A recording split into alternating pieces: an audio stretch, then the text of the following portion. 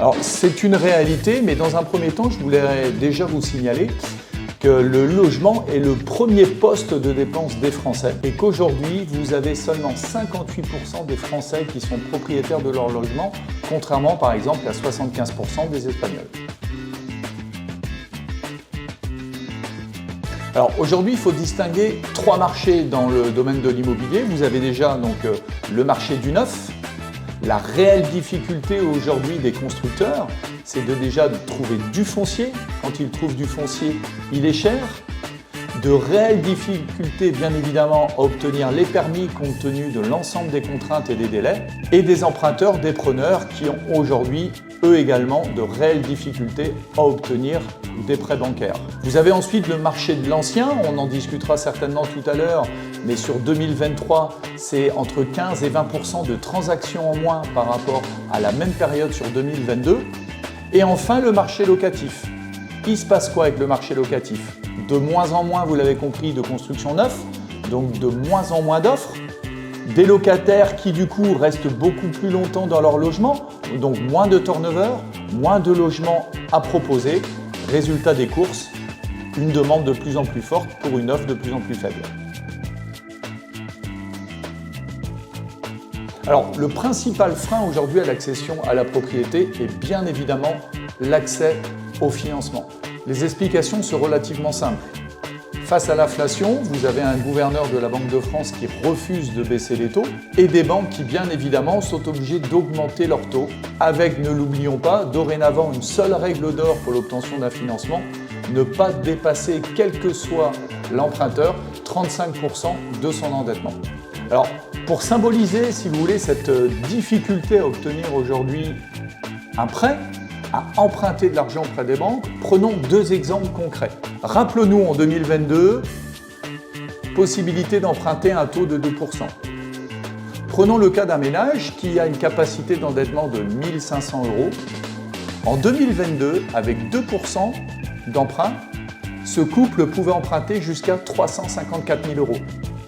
Aujourd'hui, en 2023, avec un taux de 4,5%, ce même couple, pour toujours 1 500 € d'emprunt mensuel, va pouvoir emprunter seulement 264 000 €, ce qui constitue, écoutez bien, une perte du pouvoir d'achat de plus de 24%.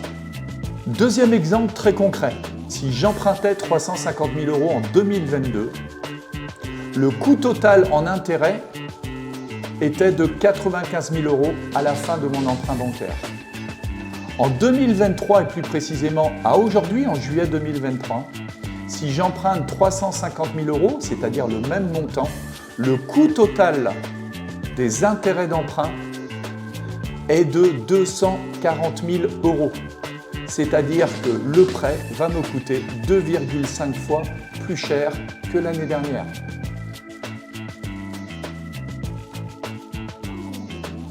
Alors, quelles sont les solutions? Donc, vous avez bien compris que cette difficulté à emprunter entraîne forcément une perturbation du marché. C'est environ 15% de transactions en moins sur le premier semestre 2023 par rapport à 2022. Alors, quelles sont les solutions? Le marché va bien évidemment se réguler dans le temps, mais il faut quand même distinguer deux cas de figure différents. Vous avez dans un premier temps les vendeurs qui souhaitent vendre, mais on va dire de façon confortable. Pas pressés, pas réellement de projet à court terme, ils peuvent attendre de meilleures conditions. Je leur conseille d'attendre. Maintenant, est-ce que c'est pour de meilleures conditions plus tard? Je ne sais pas. Par contre, la majorité des vendeurs qui aujourd'hui souhaitent vendre pour un nouveau chapitre de vie à écrire, eux ont besoin de vendre aujourd'hui. Alors comment les aider à vendre? Nous, en tant que professionnels, acteurs de l'immobilier, on se doit de les accompagner dans des analyses comparatives de marché pertinentes pour qu'ils puissent mettre leurs biens en vente dans les meilleures conditions de prix du marché, de façon à ce que les emprunteurs, les acquéreurs soient en phase avec le prix du marché. Vous l'avez compris, il va donc falloir que le marché se régule et que le prix de vente soit en adéquation avec le potentiel des acquéreurs. Voilà pourquoi nous, agents immobiliers Century 21, nous nous devons d'accompagner les vendeurs avec des analyses comparatives de marché pertinentes pour que le prix de mise en vente soit en cohérence avec le prix du marché actuel. Alors bien évidemment, ce prix ne sera pas celui qu'ils auraient pu obtenir l'année dernière, mais d'un autre côté, qu'ils se rassurent, ils ne sont pas sûrs non plus aujourd'hui de pouvoir vendre dans de meilleures conditions dans 6 mois ou dans 1 an. Pour conclure, je voudrais toutefois rassurer les vendeurs et les acquéreurs. Le marché de l'immobilier depuis 1947 s'est toujours autorégulé. C'est naturellement mis en phase avec les justes prix du marché.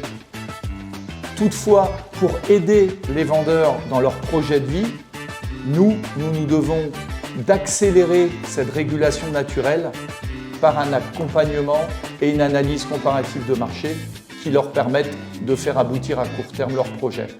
Donc inquiétude, non. Plus de professionnalisme, oui.